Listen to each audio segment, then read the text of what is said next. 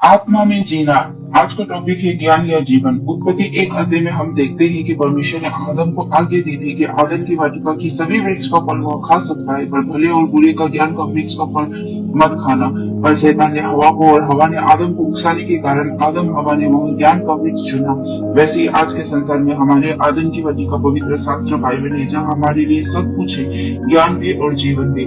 पर हम क्या चुन रहे हैं? आजकल मसीह जीवन में एक कंपटीशन लगा है कि तुमसे मैं कम नहीं हूँ, इसीलिए बाइबल का हर हर और घटना गहराई सब कुछ का ज्ञान है, इतना कि हर वचन भी पूरा याद है। और वो लोग ज्ञान में इतना बढ़ गए हैं कि जीवन को भूल जाते हैं। और परमेश्वर ने मुझे और आपको जीवन, बहुतायत को जीवन, अनंत जीवन देने को बुलाया है। यूहन्ना 17:3 में अनंत जीवन परमेश्वर को जानना है। अब आप बोलोगे हम तो परमेश्वर को जानते हैं, अगर किसी का नाम और उसका काम जानने को जानना नहीं कहते हैं। हम जैसे अपने घर में सालों साल रह चलते एक दूसरे के बारे में नहीं जान पाते हैं, एक दूसरे को नहीं समझ पाते हैं, वैसे ही बाइबल पढ़कर, बाइबल का नॉलेज लेकर, बाइबल को रट कर परमेश्वर को जानना नहीं है। परमेश्वर के वचन पर ध्यान करना है, पवित्र आत्मा से सहायता मांगना है और आत्मा के द्वारा अनंत परमेश्वर के संबंध में बनना है।